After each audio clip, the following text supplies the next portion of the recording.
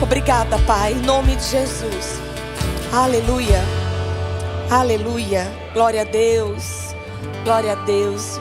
Obrigada, queridos, obrigada. Estou vendo aqui uns rostinhos da escola de ministros. Glória a Deus, boa noite, queridos. Boa noite, vocês estão bem? Glória a Deus. Isso é um neném? Oh, meu Deus, vovó. Gente, que presente que Deus me deu estar com vocês, né, neste final de semana. Tivemos um tempo maravilhoso na escola de ministros, foi muito divertido, foi muito bom. Que turma boa, pastor João. Muito obrigada pela acolhida. Obrigada, pastor Ricardo, por me ceder o púlpito da sua igreja, né? Agora nós não estamos na escola, estamos na igreja. Obrigada pelo carinho, pastor Felipe, Nicole. E vocês aqui, Verbo Aldeota, vocês são um povo lindo, maravilhoso. E eu trago o abraço dos seus irmãos lá de Aracaju. Amém? Quem já conhece Aracaju sabe que é uma terra maravilhosa. Oi, Douglas. Gente, ele é muito fofinho. Fez como eu gostei do Douglas? Como um filho, viu? E é bom demais falar de família. E eu entendo que Deus tem me dado essa incumbência de ser um porta-voz de família. Primeiro porque família é projeto dele. E falar de família é falar de vida. Amém? E essa última canção que foi cantada aqui, né? Servir ao Senhor com a nossa família. Gente, como é bom servir a Deus em família. Que privilégio, que coisa boa, né? Eu venho de uma família cristã. Quando eu nasci, meus pais já serviam Jesus. Então eu cresci dentro de igreja, eu fui batizada com o Espírito Santo. Eu me lembro na consagração das crianças, no matutino. A gente tinha um culto matutino, né? Meus pais eram de um outro ministério. E naquela época, gente, culto de oração era todo mundo de joelhinho no chão. E as crianças faziam parte do culto matutino, que era o que nós chamamos hoje de um momento de oração. Mas sabe que Deus visita crianças? Deus unge crianças. E numa manhã, naquele culto de oração, 7 horas da manhã, todo mundo orando, o Senhor me batizou com o Espírito Santo, né? Então, é tão bom. Eu casei no Senhor, casei com um homem de Deus. Meus pais são crentes, meus pais ainda são vivos, graças a Deus. Meu pai está com 80 anos, minha mãe está com 83 anos. Meu pai é um presbítero da Igreja Assembleia de Deus. E são dois... Vocês já viram que eu tenho 1,5 metro com salto e tudo, né? Mas alguém já disse que quem herda não furta. Minha mãe é menor do que eu, então... São dois pequenininhos. Meus pais estão com... Meu Deus... 59 anos de casados. 59 anos de casados. E juntinhos ali. Eu sei que quando um partir, o outro não vai demorar muito. Porque eles são muito ligados um ao outro, né? E aí vieram os filhos. Eu venho de uma família de 6 filhos, todos servindo ao Senhor. Aí nos tornamos adultos, nos casamos. Graças a Deus, todos os genros, todas as noras, todos servindo ao Senhor. Aí veio uma segunda geração, a geração dos netos, todos servindo ao Senhor. E agora, gente, eu estou desfrutando da minha segunda geração já. Eu já estou na adolescência e minhas 2 netas, a Alice e a Joy, já são batizadas no Espírito Santo. E eu sei que a Rebequinha ainda não foi, porque só está com 8 meses de idade. Mas daqui a pouquinho ela também será. E assim, minha nora também é crente. Então, como é doce, como é maravilhoso dizer, eu e minha casa servimos ao Senhor. É bom demais. Mas eu não estou falando isso para te deixar... com inveja, nem para te deixar triste, se esta não é a sua situação, se este não é o seu quadro, né? Talvez tenha alguém aqui que você é o único, que você é a única, na sua família. E quando alguém vive este cenário, muitas vezes é um cenário difícil. Porque, por incrível que pareça, enquanto muita gente está no mundo mergulhado na cachaça, na cerveja, está tudo bem. Não tem perseguição, não tem chacota, né? Está tudo bem. É um cachaceiro, é um ébrio, está tudo bem. Mas no dia que essa pessoa chega em casa e diz para os familiares, olha, eu agora sou crente. Você é doido, é? Ficou louco? E aí começa a perseguição. Né? E muitas vezes não é fácil. E eu já encontrei muitas pessoas vivendo essa situação, mas a primeira coisa que eu quero te dizer é que ela é momentânea, ela é passageira. Deus sempre precisa começar por alguém. Amém? Então, quando as pessoas vêm para mim, né? Ai, irmã Zuleika, é tão difícil servir a Deus sozinho, eu sou o único, eu sou a única. Eu sempre digo, ei, muda a forma de você pensar. Não diga eu sou o único, diga eu fui o primeiro. Eu fui a primeira. Talvez hoje não seja tão fácil, mas daqui a pouco você vai rir. E você é aquela pessoa na sua família que vai ter o privilégio de dizer, Deus começou por mim. Porque atrás de você vem pai, vem mãe, vem filhos, vem sobrinhos, vem tias, vem tios, vem cunhadas. Eu e minha casa serviremos ao Senhor. Eu sei que Deus não tem netos, Deus só tem filhos. Mas o coração de Deus bate por família. E quando a luz do Evangelho entra no coração de uma pessoa, entra na casa de uma família. Amém? Porque uma pessoa naquela casa, naquela família, agora carrega Jesus. Então a luz entrou nas trevas. E o que Deus espera é que você seja agora um cooperador dele. Se você convive numa família em que você tem liberdade para falar sobre as coisas da Bíblia, ótimo, glória a Deus. Vai aproveitando cada oportunidade, vai tirando as dúvidas. Mas se não, se você está num contexto de uma família que odeia crente, que persegue a igreja, você não tem liberdade para falar de Bíblia, não tem problema, seja a Bíblia que a sua família lê. Amém? Não discuta a Bíblia, não discuta a religião, viva Jesus. Deixe Jesus ser visto em você. Deixe as pessoas verem a mudança que o Evangelho está fazendo em você. Porque, gente, a primeira fase é a da perseguição. Mas se você permanece, se você começa a dar fruto da vida de Deus que está em você, as pessoas que estão à sua volta vão notar. Vão ver que você está diferente. E quer eles gostem ou não, a diferença é para melhor. Caramba, e não é que depois que ele virou crente, ele está diferente? Ela agora é crente, ela está diferente. Aí eles começam a observar melhor você. Aí depois chega a outra fase. Qual é a outra fase? A fase do respeito. É quando eles não brincam, não tiram mais sarro, não te perseguem mais, ainda não vêm para a igreja. Mas quando passa por um aperto, vai até você e pede, ei, ore por mim. Quando chega nesse nível, é porque o respeito já chegou. E daí, até eles começarem a vir com você, é um passo só, gente. Então, se você está aqui, nesta noite, né?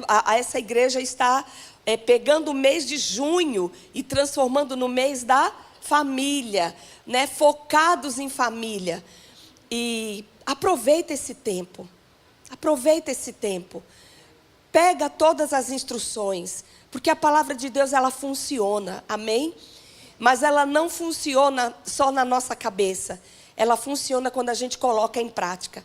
A palavra que funciona não é apenas a palavra que a gente ouve, mas é a palavra que a gente pratica. Amém? Então, ore pela sua família. Você tem o dever de orar por eles. Muitas pessoas são taxadas de ter um coração duro. Ali tem um coração duro. Ali rejeita a palavra de Deus. Para com isso. Para com isso. Sabe, o apóstolo Paulo, ele diz que o Deus desse século, ele cegou o entendimento das pessoas para que não lhes resplandeça a luz do evangelho. Então, ao invés de você rotular membros da sua família, dizendo fulano é um pau torto, fulano é coração duro, não, eles estão cegos. Eles olham, mas não veem, eles ouvem, mas não escutam. E qual é o seu papel? Orar por eles. Não desistir dos seus. Por mais que pareça que eles estão distantes do reino, distante de Deus, por mais que pareça que o coração está endurecido, não se deixe impressionar pela aparência.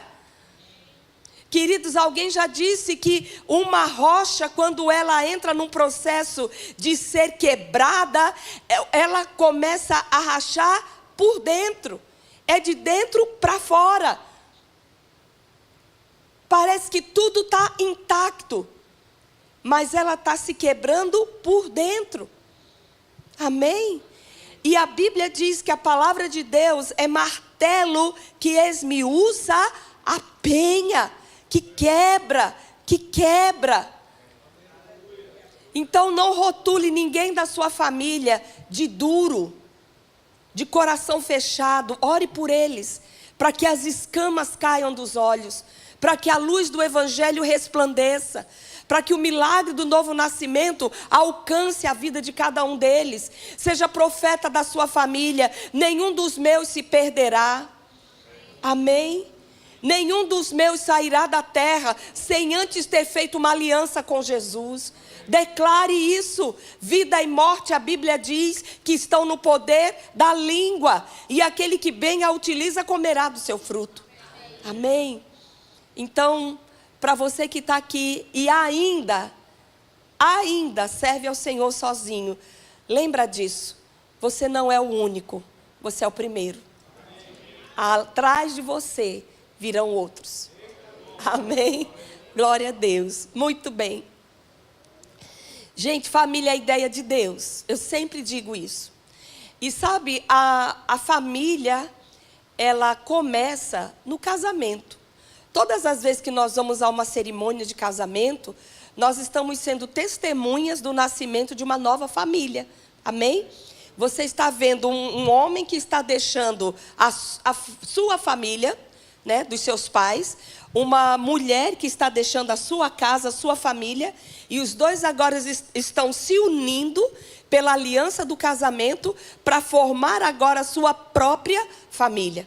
E família é ideia de Deus. Não foi ideia de nenhum sociólogo, antropólogo, ideia de Deus. A Bíblia começa com casamento e termina com casamento.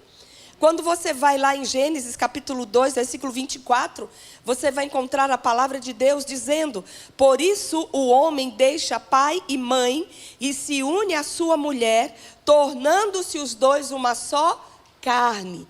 Casamento. Aí quando você chega em Apocalipse, capítulo 19, versículo 7, você encontra a palavra de Deus dizendo o seguinte: alegremo-nos, exultemos e demos-lhe a glória, porque chegou a hora das bodas do Cordeiro, e a noiva dele já se preparou. Então, nós como igreja, nós somos a noiva de Jesus, mas vai chegar a hora do casamento. Amém?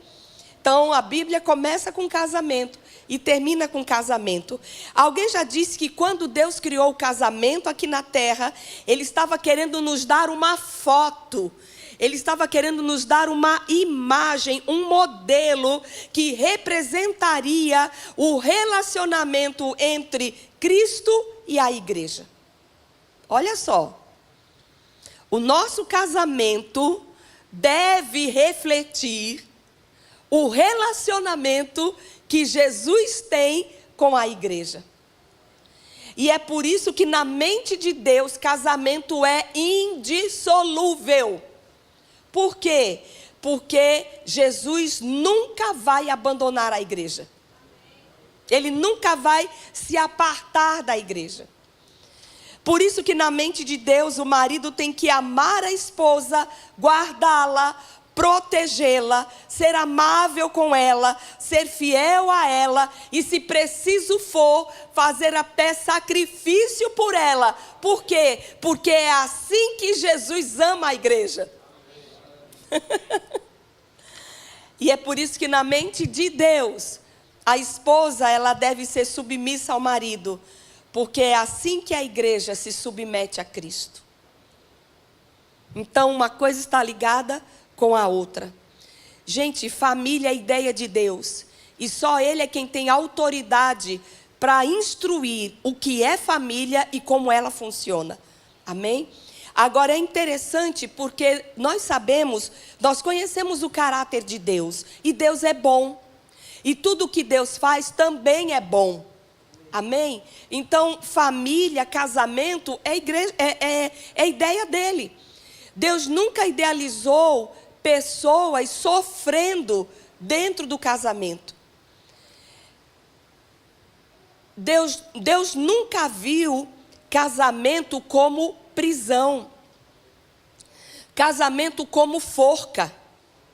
É incrível, mas tem umas brincadeiras, gente, mundanas, que são muito sem graça.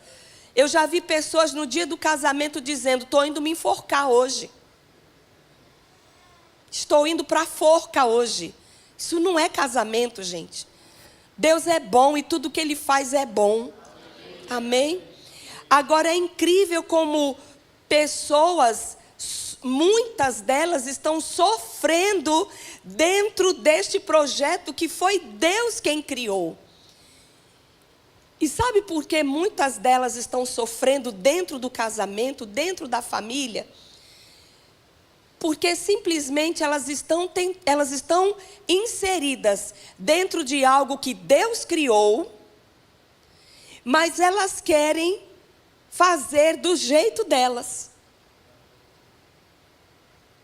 Olha só.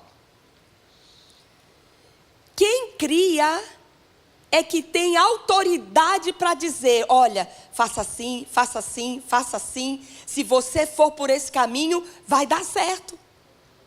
Não é assim? Prova disso é que tudo que nós compramos vem com um manual, gente.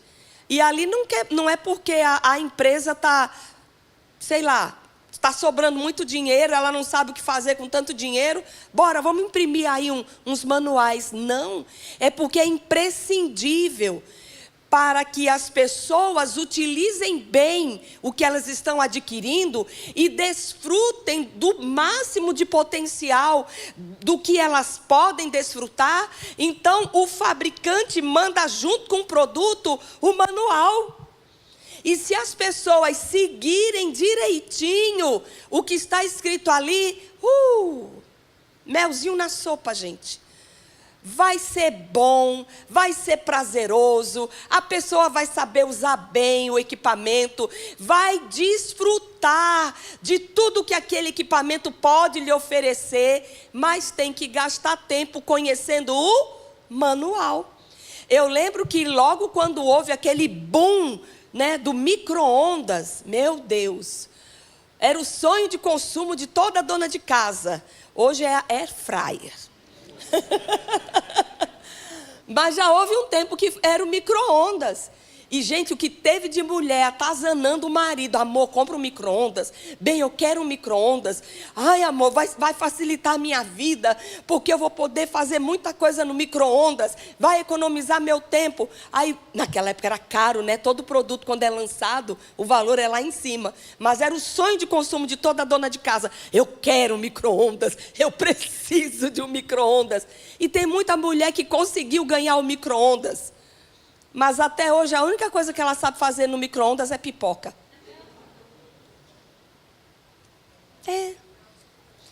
Eu já vi gente colocando copo de alumínio dentro do micro-ondas. Foi raio para tudo quanto é lado dentro do micro-ondas. Por quê, gente? Porque não gastou tempo com o manual. Eu tenho uma prima que ela é musicista, ela tem ouvido absoluto, ela toca vários instrumentos, ela é autodidata, a menina é uma fera. E desde criança que ela toca instrumentos, e o sonho dela era ter um teclado profissional. E o pai prometeu para ela: meu tio, filha, quando você fizer 18 anos, eu lhe dou um teclado profissional. Aquele, gente, da hora, entendeu? Um Yamaha, todo profissa mesmo. Só que o mercado de Aracaju, ele, na época, ele era muito restrito. E eles viajaram, então, para uma outra cidade, eu não me lembro agora, acho que foi para Recife. Os dois foram para Recife para comprar o teclado. Aí lá vem ela toda feliz com o teclado dela, né? Só que aí eles passaram por Maceió e resolveram parar na casa de um tio. E o tio, quando soube o que eles tinham ido fazer em Recife, não, eu fui comprar o teclado dela. Não, você não vai sair daqui de casa sem tocar. Não, tio, mas tá na caixa ainda. Não, eu te ajudo. Bora, vamos lá. Não, você mora longe de mim. Eu não sei quando é que você vem aqui de novo. Seu tio quer lhe ver tocar. Mas, tio, tá tudo lacrado ainda. Não, eu lhe ajudo. Vamos lá. Eu sei que ele foi. Abriu a caixa. Só que tem um detalhe, gente. A voltagem de Aracaju é 110. A de Recife é 220. E no manual estava escrito: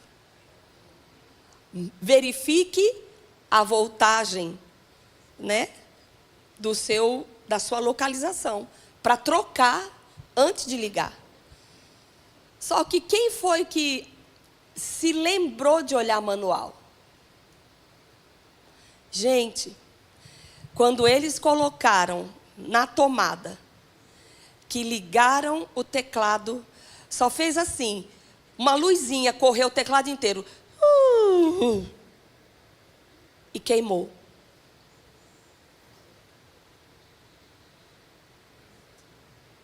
Ela entrou em desespero. Ela estava vendo o sonho dela desmoronando. Como assim? Eu esperei tantos anos para ter isso e agora está queimado. Aí o pai: calma, filha, a gente dá jeito. Aí levaram para assistência técnica, não tinha peça. A peça tinha que vir dos Estados Unidos, era importada. E nessa brincadeira foram mais R$8.000 só para trocar uma placa do teclado. E Jesus, ele disse: meu povo, vocês erram. Jesus disse: vocês erram por não conhecerem as Escrituras. E tem muita gente querendo viver bem no casamento, mas tentando fazer as coisas do seu próprio jeito. Nunca dará certo. Só dá jeito quando a gente faz do jeito do manual. E Zuleika, a família tem manual? Tem. A Bíblia. A Bíblia é o manual da família. Porque Deus é o autor da família. Então, se você quer ter instruções sobre como ser um bom marido, aqui tem. Como é que eu faço para ser uma boa esposa? Aqui tem. Como é que eu devo criar meus filhos? Aqui está cheio de instruções sobre criação de filhos. Como é que eu faço para ser um bom filho, uma boa filha? Aqui também tem, gente. Então Deus, Ele criou família e Ele não jogou a família no nosso colo e disse: se vire. Não, Ele é tão bom que Ele criou família e Ele disse: olha, eu vou dar todas as instruções para você desfrutar de como é maravilhoso viver em família. Amém? Mas diga, tem que ser do jeito dele. É isso mesmo. E aí, vocês estão este mês falando sobre família. E o tema que me deram para esta noite foi ambientes restaurados, quando a paz volta a reinar. Então, eu estava falando para vocês que muitas pessoas têm sofrido dentro da família, dentro do casamento. E quando o cenário é esse, significa que a gente tem que jogar tudo para cima e partir para outra? Não. Ah, mas então eu tenho que viver sofrendo a vida inteira? Também não. Deus sempre tem jeito a dar naquilo que nós erramos, naquilo que nós falhamos. A Bíblia diz que a um coração arrependido, Deus não resiste. Deus sempre terá uma forma de nos restituir aquilo que perdemos. Meu Deus, quantos milagres a igreja do Senhor Jesus coleciona, de casamentos arruinados, de gente que você olhava assim e disse, não, isso aí não tem jeito não.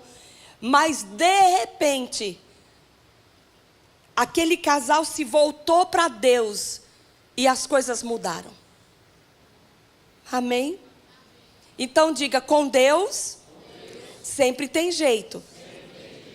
Agora, ao contrário do que muita gente pensa, que para haver uma restauração dentro do lar, para que as coisas se transformem dentro de uma família, eu e o Eli, a gente trabalha há muitos anos acompanhando casais, cuidando de casais, e a gente tem visto que os grandes milagres que as pessoas têm expectativa de verem acontecendo, eu posso garantir para vocês que no que diz respeito à família, para que estas mudanças aconteçam, depende muito mais de uma mudança de atitude nossa do que de uma intervenção de Deus. Sabe, a gente tem a mania de terceirizar as nossas responsabilidades. Ai, Senhor, faz alguma coisa, né?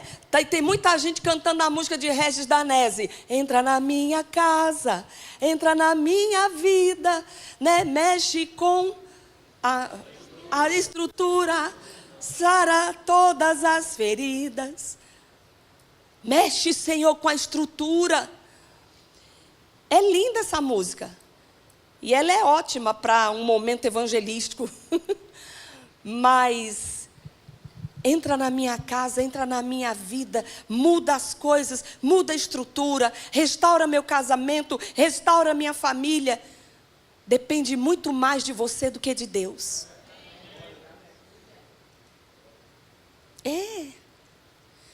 Sabe, Jesus, quando ele foi interpelado, né, pelos fariseus, Senhor, é digno dar carta de divórcio? Porque Moisés deu. E aí? E eu acho tão interessante quando Jesus ele diz, não foi esse o plano lá no início. O que Deus uniu, não separe o homem.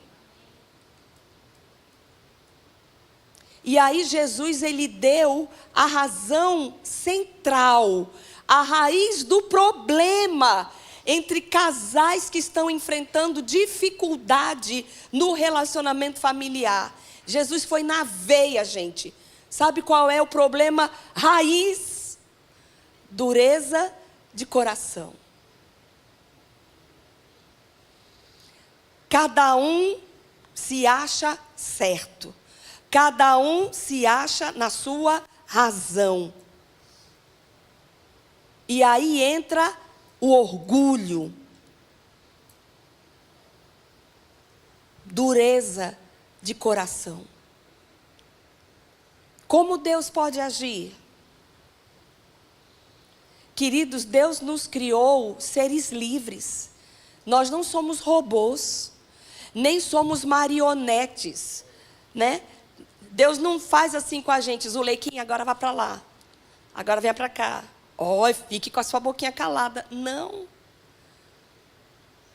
Ele espera da nossa vida uma atitude de rendição à palavra dele, de obediência aos princípios da palavra dele. E quando a gente faz isso, quer gostando ou não, dá certo. Porque tem muita gente que no casamento que só quer fazer o que gosta. Mas, queridos, nós já crescemos. Quem faz o que gosta é criança. Adulto não faz só o que gosta, faz o que é preciso fazer. Não faz, eu estou sentindo vontade de fazer. Não, com vontade ou sem vontade eu vou fazer. Então são decisões que nós vamos tomando.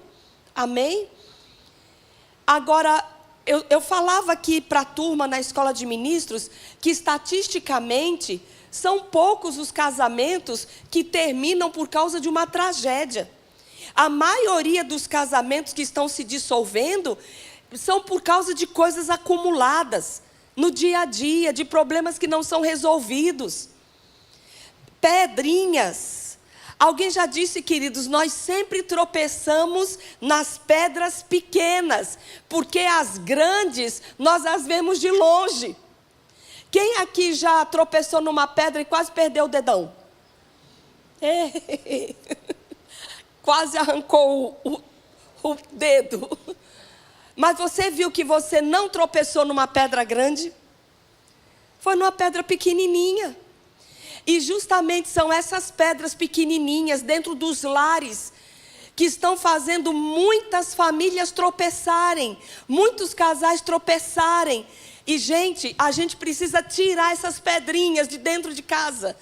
Se a gente quer voltar a ter um casamento bom, se a gente quer voltar a ter uma família em harmonia, que vive em paz, vamos cooperar com Deus, vamos tirar o lixo de dentro de casa, vamos tirar as pedrinhas de dentro de casa, vamos deixar o ambiente preparado para Deus agir.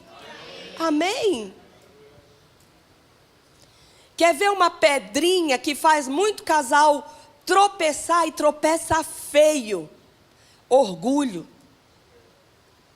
Gente, orgulho é um sentimento destrutivo para qualquer relacionamento. Agora, dentro do casamento, ele faz um estrago horrível. Porque o orgulho só faz você enxergar o erro do outro. Você não vê o que você faz. E sabe, queridos, casamento quando é bom, os dois estão fazendo o dever de casa direitinho. Mas quando um casamento está ruim, os dois estão errando. Pode ser que um esteja errando mais do que o outro, mas os dois estão errando. Mas é interessante, são pouquíssimas pessoas que entram no nosso gabinete para pedir aconselhamento sobre casamento, para reconhecer os seus próprios erros. É sempre para botar o pau no outro. Se é o marido que vem pedir conselho, aí o Eli que, recebe lá os homens, eita, como os homens detonam as esposas. Porque ela é isso, porque ela é isso, porque ela faz assim, porque ela é isso, porque ela é isso. Só que, queridos, nós somos macacos velhos. Nós já entendemos que toda a história tem dois lados. Não fique com a história de um só, não. Você ouve um lado. Ok, vamos chamar sua esposa para conversar. Quando chamamos a esposa, olha, ele é assim, assim, assim. Ele faz isso. E você fica, meu Deus do céu. São poucos que têm a integridade ou a humildade de dizer, eu também estou errando. Eu faço assim. Vocês estão entendendo, gente? Uma vez a gente tentando trabalhar com um casal, aí eu fui conversar com a esposa, ela disse, não, eu já estou cansada, irmã Zuleika. Eu já tentei demais, eu já me desgastei. E olha, eu decidi uma coisa, eu até mudo, no dia que eu enxergar a mudança nele. Aí eu bati a bola para o Eli, aí lá vai o Eli, atrás do marido. Cara, e aí? Vamos trabalhar para restaurar esse casamento? Pastor Eli, eu até sei que às vezes eu pego pesado, mas olha, eu também estou cansado. Eu já decidi que eu posso até dar uma chance para o nosso casamento, mas no dia que eu enxergar a mudança nela. Sabe o que é isso, gente? Orgulho. Ninguém quer ceder. Ninguém quer dar o primeiro passo. E ao contrário do que o mundo diz, você é besta, é? Vai se rebaixar? Vai dar mais uma chance? Isso é o mundo, gente. Não vai atrás de conselho do mundo, não. Ao contrário do que o mundo fala, para você ceder, você não é fraco nem é besta, não. Você é forte. Você não é carnal. Você é espiritual. Amém? Para dar mais uma chance, você não é idiota, não. Você é forte. Você não é daquele que joga a toalha. Você é daquele que continua confiando em Deus. Mas alguém precisa dar o primeiro passo.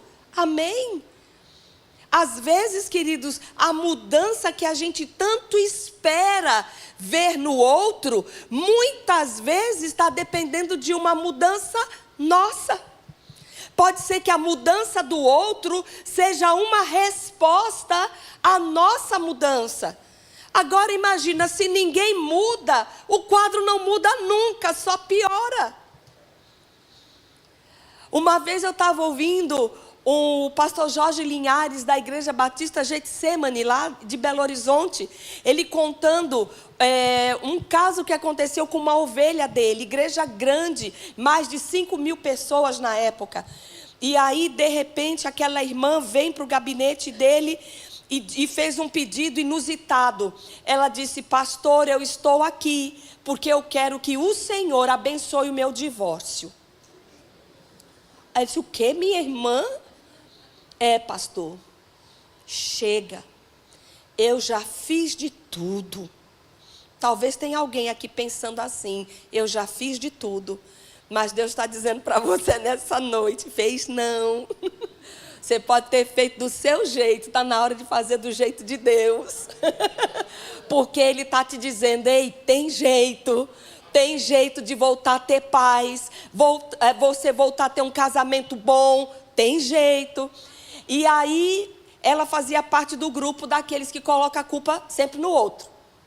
Não, pastor, porque olha, é muito tempo de sofrimento, muitos anos de sofrimento. Olha, eu vou contar um pouco para o senhor. E aí, olha, começou a descascar o marido. Porque ele faz isso, porque ele é assim, porque ele me trata desse jeito, porque é isso, porque é aquilo. E o pastor Jorge diz que enquanto ela falava, ele pensava: meu Deus, essa mulher está casada com um monstro. Meu Deus, como é que ela consegue tantos anos? Mas ele também diz que foi entrando em conflito com ele mesmo, porque ele disse: Senhor, eu sou um pastor, como é que eu vou abençoar um divórcio? A minha vontade é dizer: separa, mas eu conheço a sua palavra. E enquanto a mulher, pererê, ele vivendo tudo isso, esse conflito dentro dele. E ele: me ajude, Senhor, e a mulher descascando o marido. Até que chegou uma hora que o Espírito Santo trouxe luz. Ai, como ele é maravilhoso, gente. O Espírito Santo é muito fofinho. Aí a mulher falou.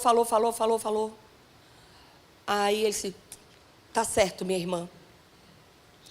Eu vou abençoar o seu divórcio. Agora, com uma condição. Qual, pastor? Não vai ser difícil não que eu vou lhe pedir.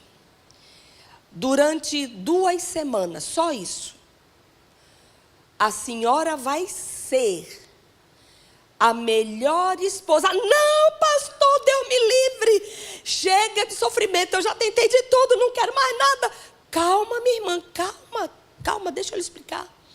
Veja só, eu quero que a senhora seja a melhor esposa que um homem pode ter na terra. Mais atenciosa, mais solícita, mais educada, mais carinhosa. Não, pastor, o que é isso? Não, calma, deixa eu lhe explicar. Veja só, são muitos anos de sofrimento. Esse homem já lhe fez sofrer demais. Então o que a senhora vai fazer? A senhora vai tratá-lo a pão de ló. Sabe? Assim, vai deixá-lo assim nas nuvens. E quando ele estiver assim: nossa, meu Deus, que coisa maravilhosa. Aí a senhora vai dizer: quero divórcio. Por quê? Porque esse homem precisa sentir o que vai ser lhe perder. E eu acho que ela raciocinou com o tiquiteco dela, né? Ele me fez sofrer, então agora ele vai sofrer também. Ou seja, vingança. Né? Eu acho que deve ter sido assim, soou para ela assim. Ele vai sofrer também, porque vai me perder. Só assim que o Senhor abençoou meu divórcio. Ele disse, só assim. Aí, tá certo então, pastor, tá certo. Aí ele orou por ela, a amadinha de Jesus foi embora, e ele disse, Senhor, o que foi que eu fiz? Meu Deus, daqui a 2 semanas essa mulher está aqui. Só que tem um detalhe, gente, as 2 semanas se passaram e a amadinha não voltou. E ele ficou pensando, né? Assim, meu Deus, cadê aquela irmã? E o tempo passou e nada dela retornar para o gabinete. Aí um dia lá no final do culto, né, aquela muvuca, muita gente, ele a identifica no meio do povo e ele vai na direção dela para perguntar como é que ela estava. Só que de repente ela virou de lado e viu que ele estava indo na direção dela. Quando ela viu que ele estava indo na direção dela, ela foi-se embora. E nada, gente, os meses se passaram e ela não voltou mais. E aí um outro dia, final de culto, aí não teve escapatória, os dois se encontraram assim, de frente. Aí ele disse, minha irmã, vem aqui, puxou ela assim, me diga como é que estão as coisas, a senhora sumiu, a última vez que a senhora esteve no meu gabinete, a senhora estava tão aflita. Tem algum mineiro aqui? Não, mas o mineiro tem um sotaque tão legal, né? E eles falam as coisas no diminutivo, cafezinho, quentinho, né? Bem, um trem, tudo é trem para eles. E aí, me diga, irmã, como é que a senhora está? Como é que ficaram as coisas? Eu fiquei preocupado com a senhora. Aí ela toda constrangida, porque ela tinha descascado o marido. Aí disse, pastor, sabe? O bem mudou. O bem mudou. E eu acho que eu vou dar mais uma chance para ele. Gente, como assim? A mulher chegou no gabinete declarando e narrando o inferno que ela vivia com aquele marido. E de repente o inferno desapareceu. O homem se transformou. Agora eu pergunto, quem mudou primeiro? Ela. Eu não sei como era o comportamento daquela mulher com aquele marido, mas de alguma forma, como ela se comportava com ele, trazia um marido que ela não queria. Mas quando ela mudou, ele respondeu à mudança dela. E é assim que acontece nos nossos relacionamentos, queridos. Alguém precisa mudar. Alguém precisa ser humilde. Alguém precisa dar o primeiro passo. Amém? Alguém precisa ceder. Está dando para entender? Deus quer fazer, mas Ele precisa encontrar espaço. Deus não violenta ninguém, Deus não força ninguém, Deus não força porta nenhuma. Foi Ele quem disse, eu estou à porta e bato. Se alguém ouvir a minha voz e abrir a porta, ou seja, é você quem decide que vai ouvir, mas ainda é você que decide que vai abrir.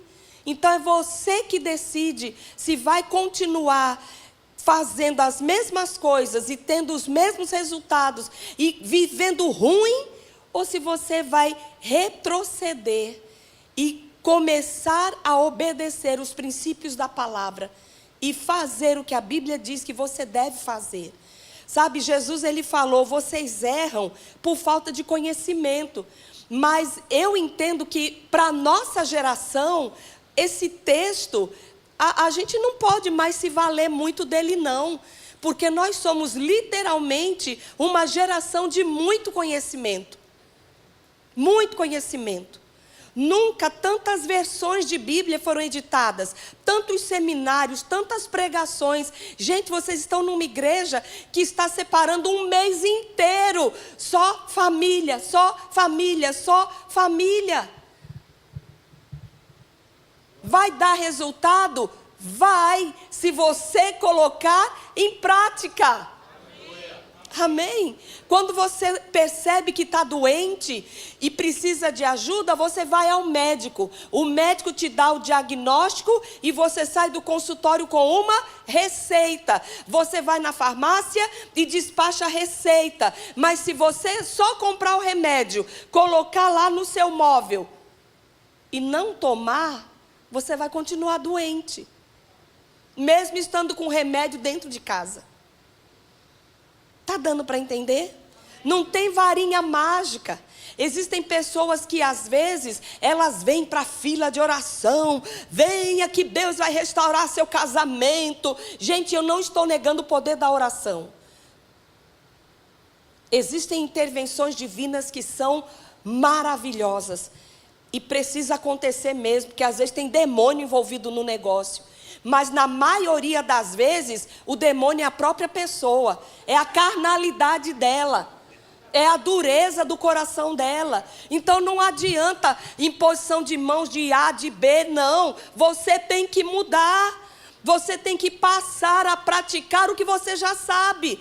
O problema não é mais a falta do conhecimento. É a dureza do coração. De conhecer e não fazer.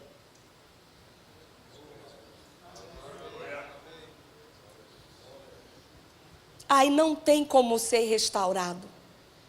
Mas quando a gente muda, as coisas começam a mudar à nossa volta. Amém?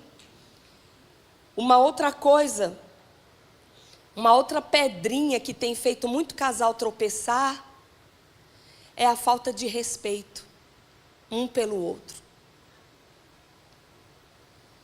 Eu sei que não existe uma pessoa mais íntima do que o nosso cônjuge. E com o nosso cônjuge, nós estamos sem filtro. Nós somos o que somos, não é verdade? Mas a gente não pode usar dessa liberdade para dar ocasião à libertinagem. Para perder o respeito que a gente tem um pelo outro. Se cada um se tratar com respeito, as coisas começam a mudar. É interessante que pessoas, elas conseguem segurar a onda. Às vezes trabalham numa empresa que tem um relacionamento abusivo com os seus colaboradores. Tem um chefe que é injusto, que cobra demais, que pega no pé, mas a pessoa está lá. Pois não, Senhor. Ok, sim, Senhor. Não, pode deixar, eu vou fazer. Segura a onda, não grita, não fala brabo, fica quietinho, pianinho. Por quê? Porque sabe que se fizer diferente terá consequências. E por que dentro de casa as pessoas não conseguem segurar a onda? Por que o respeito vai embora? Por que briga? Por que grito? Por que xingamento? Eu estava falando aqui para a turma que eu não entendo um crente que fala palavrão. Não consigo entender um filho de Deus, uma filha de Deus que xinga. Saiu sem querer. Não. Jesus diz que a boca só fala do que está cheio o coração.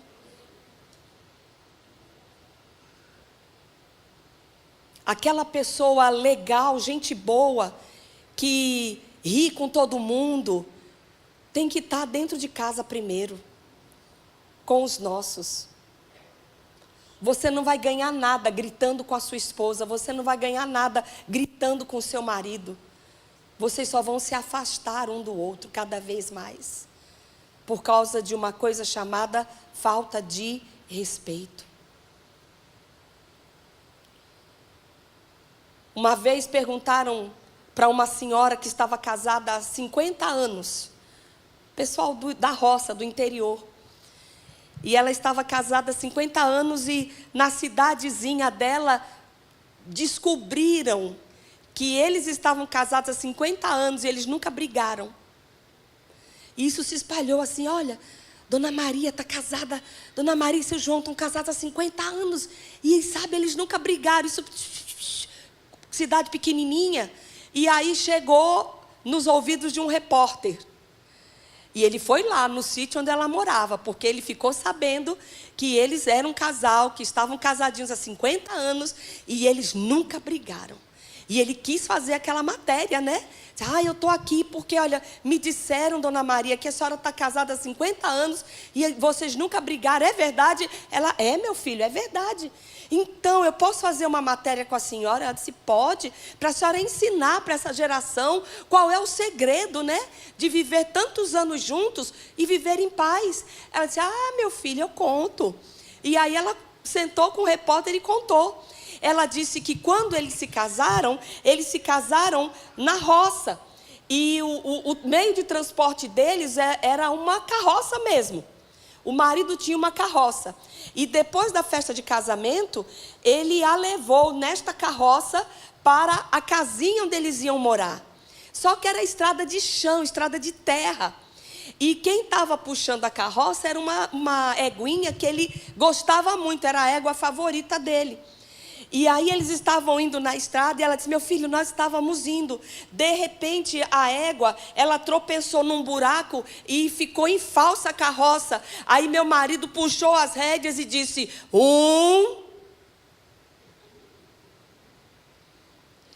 E aí a gente seguiu em frente, eu não entendi o que ele estava fazendo, mas seguimos em frente. E aí a estrada ruim, daqui a pouco ela tropeçou numa pedra e a gente quase que cai. E aí ele puxou as rédeas de novo da eguinha e disse, 2. E nós continuamos. Só que para a infelicidade daquela égua, ela tropeçou em outro buraco. E aí meu marido não puxou mais as rédeas, ele saiu da carroça, olhou para a égua e disse 3 e deu um tiro nela.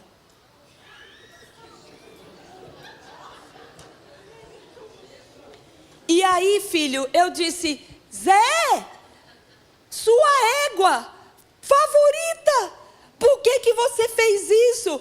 Aí meu filho, ele olhou para mim e disse,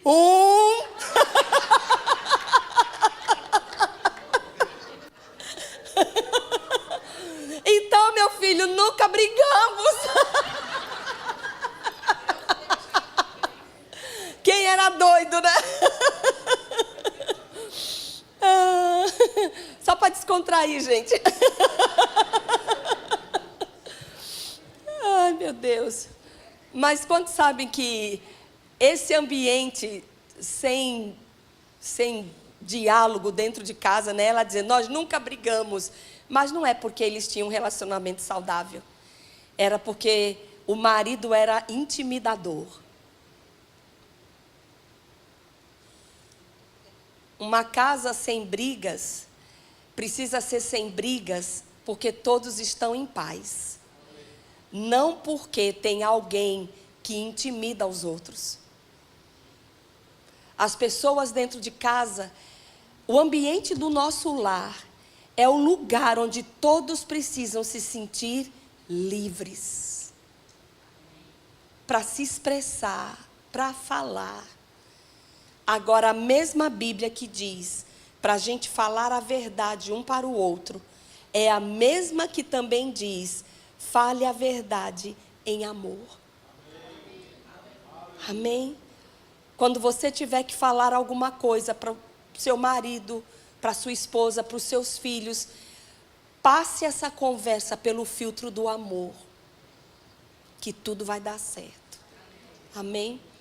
E a gente poderia continuar a noite aqui, falando sobre muitas pedrinhas que estão dentro das casas, mas eu espero que você tenha sensibilidade para perceber as coisas que não estão funcionando bem dentro da sua casa, dentro da sua família, e que você faça alguma coisa para mudar. Amém? Pratique a palavra de Deus, porque ela dá certo. Amém, queridos? Com Deus tem jeito. Não jogue a toalha, não desista, porque você pode ter uma família e um casamento muito melhor do que você teve até agora. Mas você precisa decidir fazer alguma coisa. E fazer do jeito de Deus. Se você não sabe qual é o jeito de Deus, você tem pastores aqui. Pastor, me oriente. O que eu devo fazer? Eles estão prontos para te ajudar. Amém, queridos? Pastor Felipe.